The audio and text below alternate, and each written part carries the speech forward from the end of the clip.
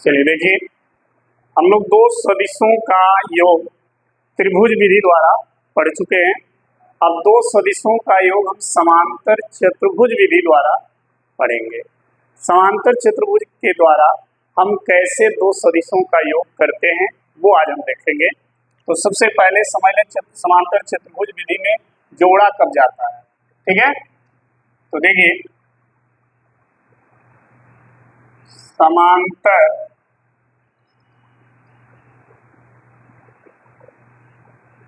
चतुर्भुज विधि, ठीक है, दो सदिशों को जोड़ने का ये एक समांतर चतुर्भुज विधि है। त्रिभुज विधि हम लोग पढ़ चुके हैं। ये विधि कब अप्लाई की जाती है? अगर कोई दो सदिश परिमाण और दिशा में किसी समांतर चतुर्भुज के दो आसन्न भुजाओं के रूप में निरूपित हों तो उन दोनों सदिशों का योग समांतर चतुर्भुज के विकर्ण के रूप में निरूपित होगा। मतलब समझिए कि मान लीजिए हमारे पास एक समांतर चतुर्भुज है, ऐसे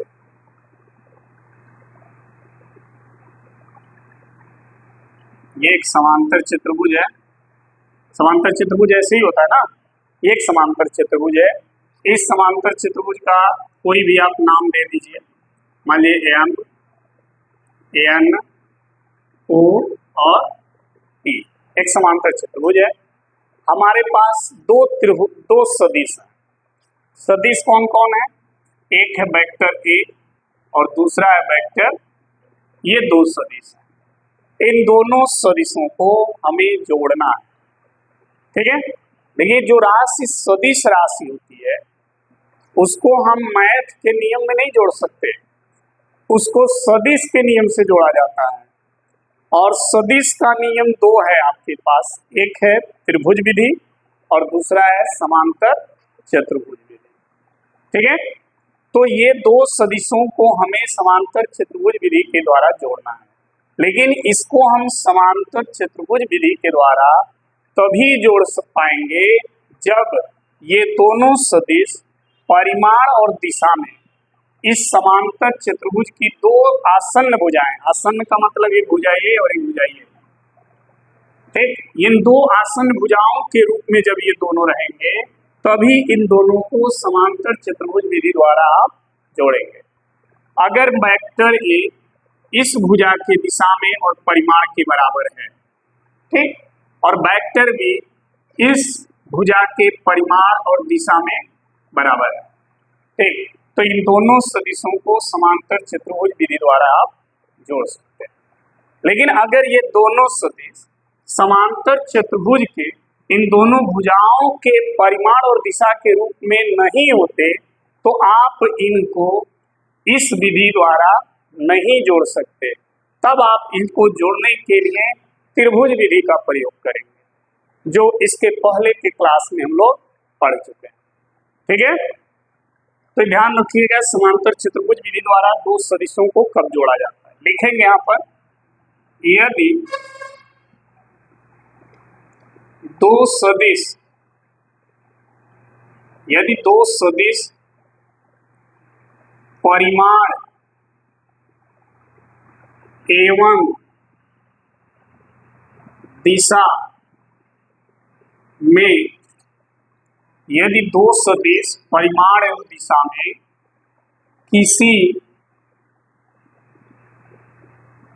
समांतर चतुर्भुज के दो संलग्न भुजाओं के रूप में है तो उन दोनों सदिशों का योग इन दोनों सदिशों का यो समान परिमाण, यो परिमाण एवं दिशा में समांतर चतुर्भुज के विकर्ण के रूप में होगा। समझ में आई बात?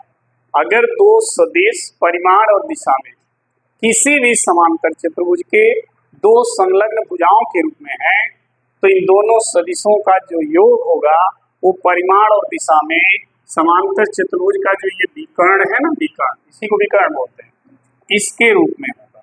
इन दोनों का जो योग होगा वो इसके रूप में होगा और इसको हम लिखते हैं वेक्टर आर। यही रिजल्ट है इसका।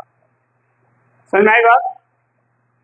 ध्यान रखिएगा, ये तभी यूज होगा विधि जब दोनों सदिश परिमाण और दिशा में समांतर चतुर्भुज के दो संलग्न भुजाओं के रूप में होंगे, तभी आप इस विधि का इस्तेमाल करिएगा।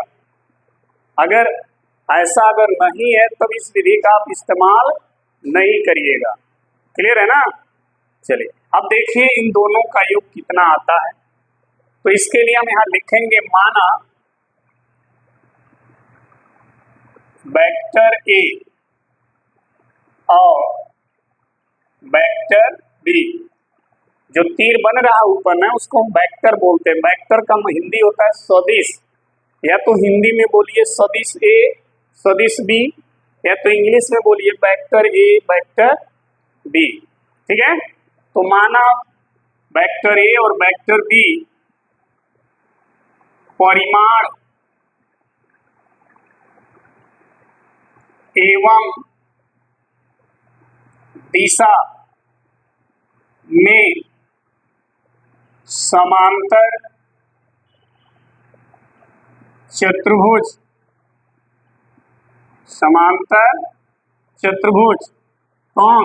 M N O P, M N O P के भुजा एम एन और एम पी,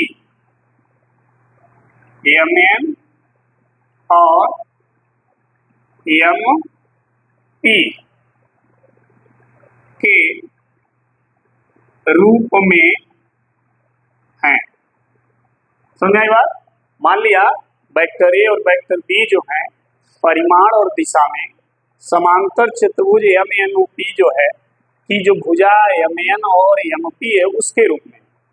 ठीक है?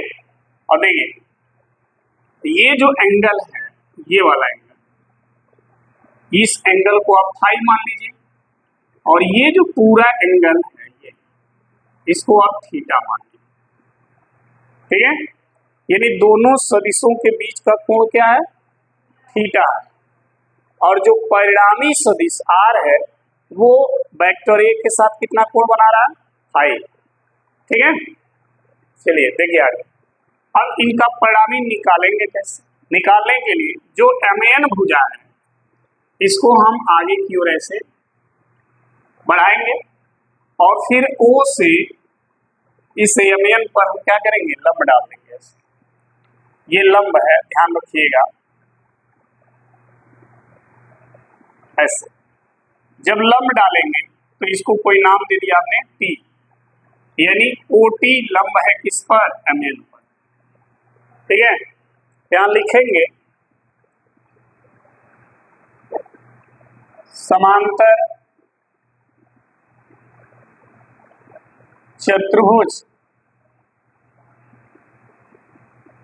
के शीर्ष ओ से एम एन भुजा पर लंब ओटी डाला। ठीक है?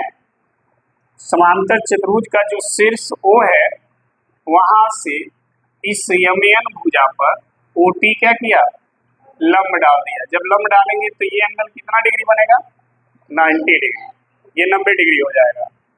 ठीक है। अच्छा, अब देखो एएमएन की जितनी लंबाई है उतनी लंबाई वेक्टर ए की, तो एएमपी की जितनी लंबाई है उतनी लंबाई वेक्टर पी की, क्योंकि परिमाण और दिशा दोनों बराबर है। इस वेक्टर ए का परिमाण, परिमाण का मतलब वेक्टर ए की लंबाई एएमएन भुजा के बराबर है, वेक्टर बी का परिमाण एएमपी भुजा के बराबर। तो अगर एएमपी के बराबर है वेक्टर बी का परिमाण, तो एएनओ भी तो एएमपी के बराबर है, ये दोनों भुजाएं बराबर होती है, तो ये भी क्या हो जाएगा, वेक्टर। और ये एंगल क्या बनेगा, क्योंकि देखिए इसके और इसके बीच का कोण थीटा है ना, तो यहाँ भी देखिए इसके और इसके बीच का कोण क्या रहेगा, थीटा ही रहेगा।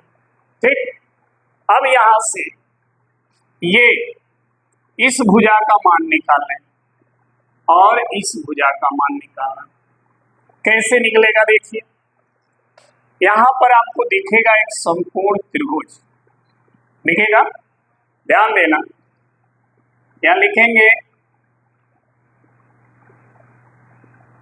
समकोण त्रिभुज कौन, NTO, NTOC। अगर यहां पर साइन थीटा का फॉर्मूला लगाएं, क्या लगाएं, ट्रिग्नोमेट्री का साइन, तो साइन थीटा बराबर क्या होता है, लंब बटे कर्ण। तो अगर ये त्रिभुज आप लेंगे, ये त्रिभुज, तो इस त्रिभुज में ये लंब है और ये क्या है, कर्ण, तो लंब बटे कर्ण, लंब है OT और कर्ण है ON, सही है। तो लिखेंगे OT बटा ON। ठीक, ON का इधर क्रॉस मल्टीप्लाई करते हैं, तो OT बराबर आएगा ON साइन थीटा, सही है। अब देखिए ON की लंबाई किसके बराबर है, B के, जो वेक्टर B है उसके परिमाण के, तो वेक्टर B का परिमाण क्या होता है, B होता है ना, B होता है, तो जाएगा B साइन थीटा। जैसे ये वेक्टर A है तो ये इसमें परिमाण और दिशा दोनों है, लेकिन अगर ये तीर हटा देंगे ना तो केवल परिमाण हो जाएगा, दिशा नहीं होगा, समझ में आई बात। तो वेक्टर B का परिमाण B हो जाएगा। तो चलिए OT का मान निकल गया, O से T की लंबाई कितनी आ गई, B साइन, क्लियर हो गया। अच्छा, अगर हम cos का फॉर्मूला लगाएं तो cos थीटा बराबर, तो cos थीटा बराबर होता है आधार बटे कर्ण।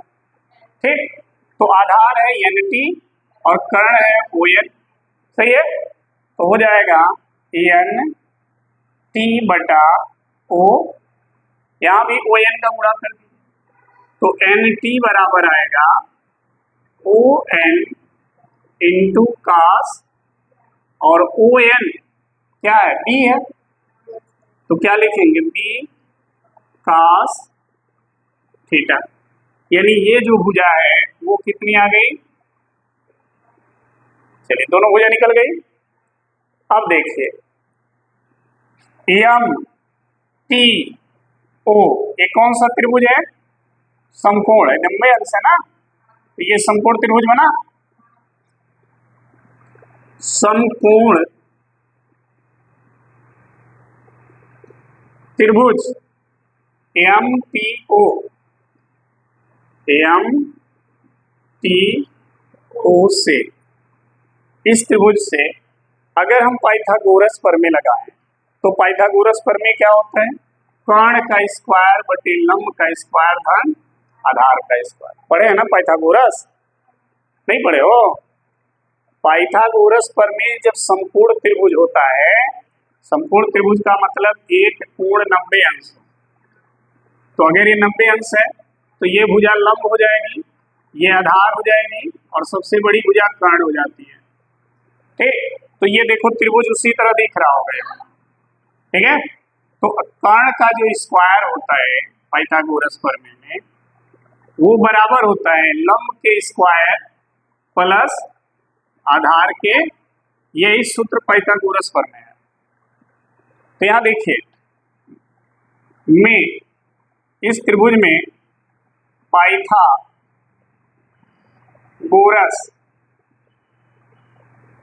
प्रमेय से अगर पाइथागोरस प्रमेय इस त्रिभुज में लगाएंगे तो क्या आएगा?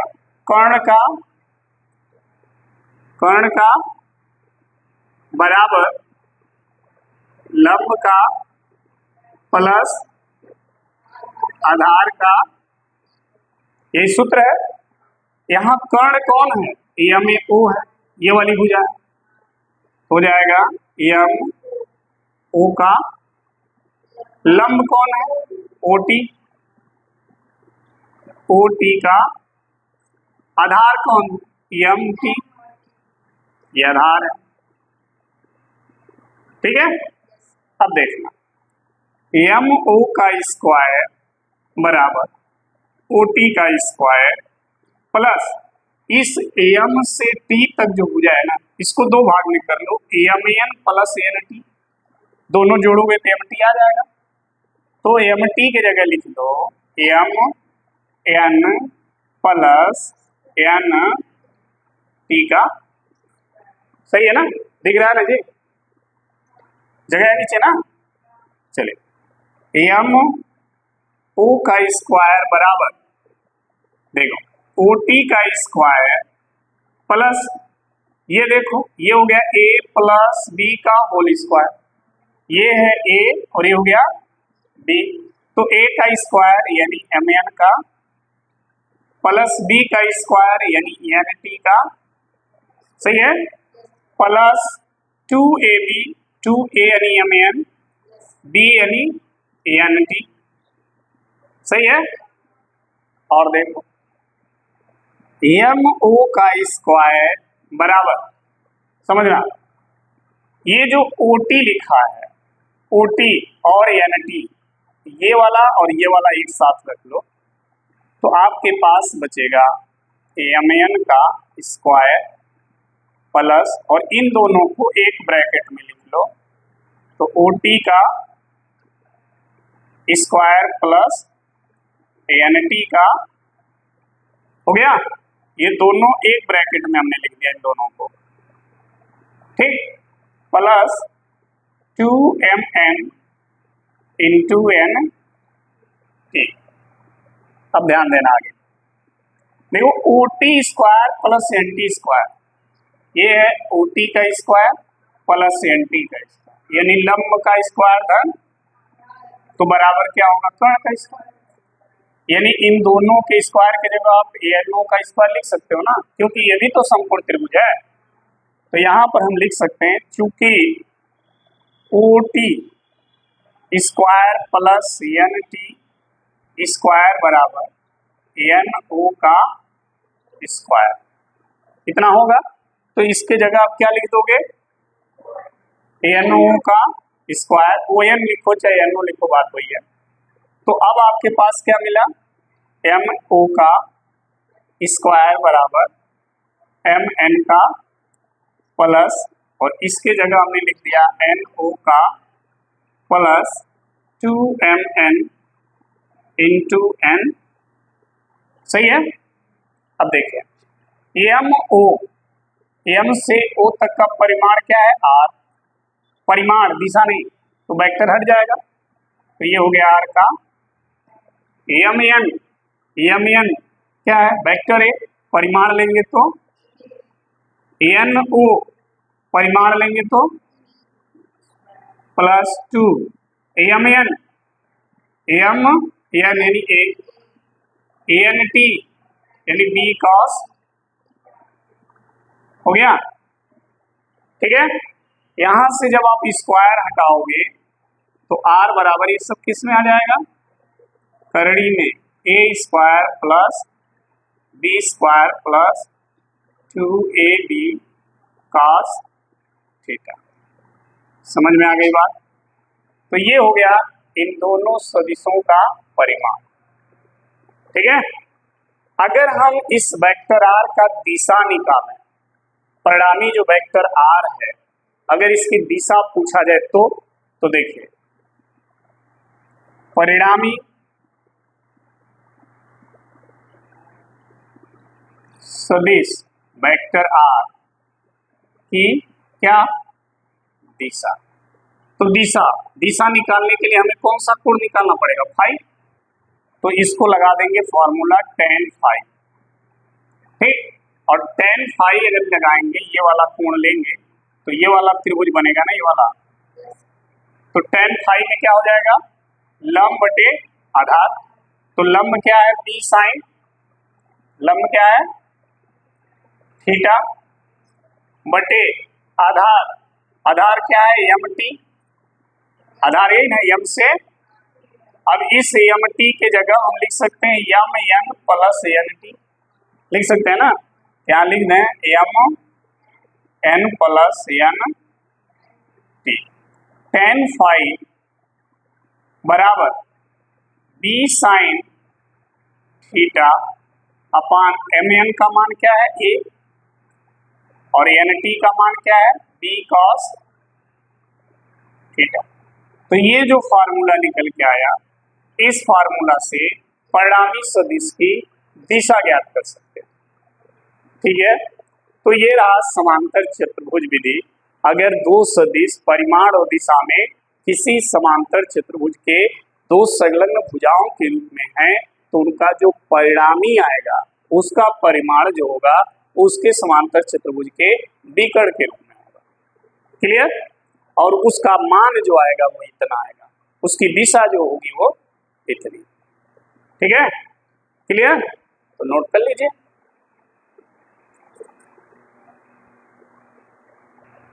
देखिए विशेष स्थितियां समझिए इसका, विशेष स्थितियां।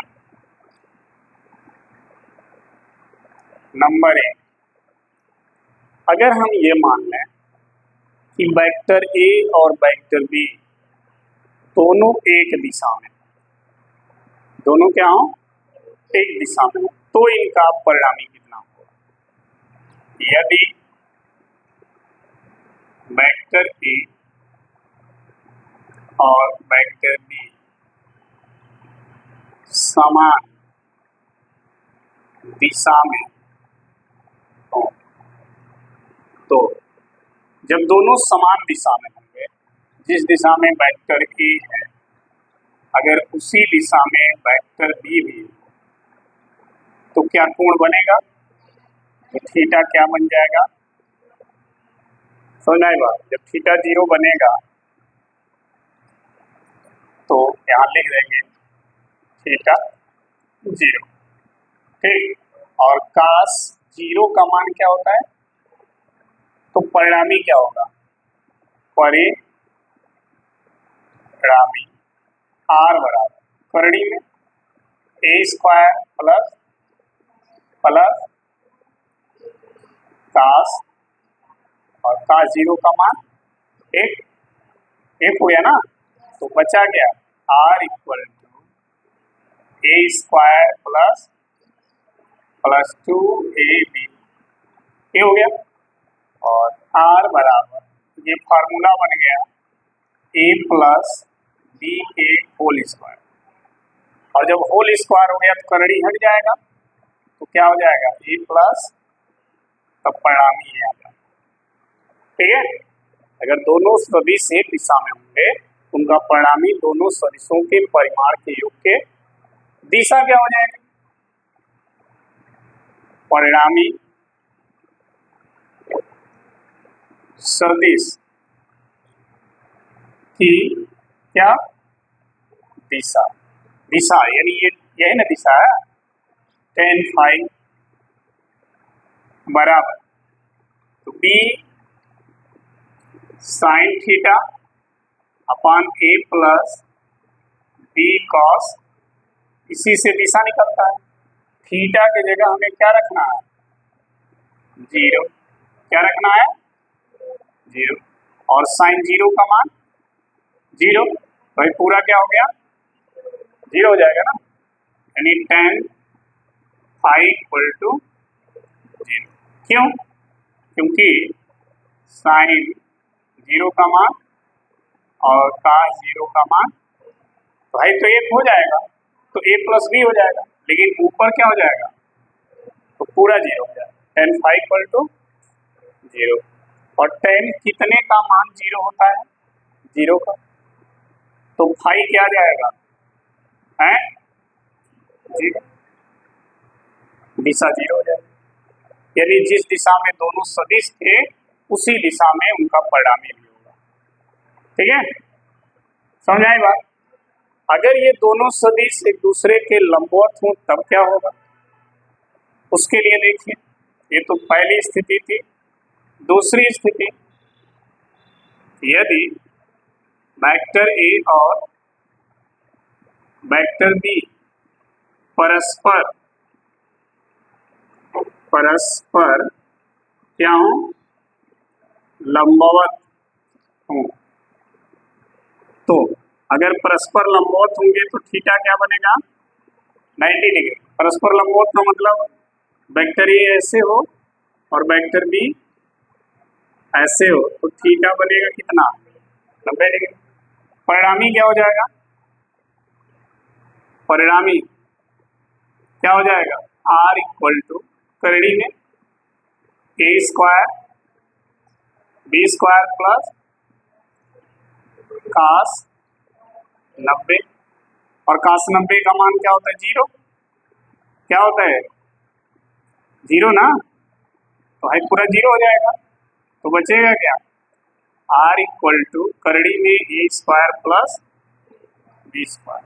यहाँ लिख लीजिएगा, चूंकि कास 90 का मान होता है, ठीक।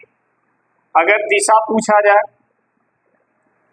दिख रहा ना, परिणामी सदिश की क्या दिशा, तो दिशा क्या हो जाएगा इसका, तो देखिए tan, यहाँ देख लीजिए परिणामी सदिश की दिशा tan फाई इक्वल टू क्या आता है फॉर्मूला, बी साइन 90, ठीक, ए प्लस बी कास क्या 90। देखो, चूंकि आप सभी को पता है कि साइन 90 का मान 1 होता है और कास 90 का मान, तो हाई तो 0 हो गया, तो हाई 0 हो जाएगा इतना, और हाई 1 हो जाएगा, तो ऊपर बचेगा बी, नीचे बचेगा ए, यानी tan फाई बराबर हो जाएगा बी बाई, ठीक है, समझ आ गया? तो ये विशेष स्थितियां ध्यान रखिएगा, नोट कर लीजिए। इसके बाद फिर कल पढ़ेंगे हम लोग, ठीक है, तब तक के लिए धन्यवाद।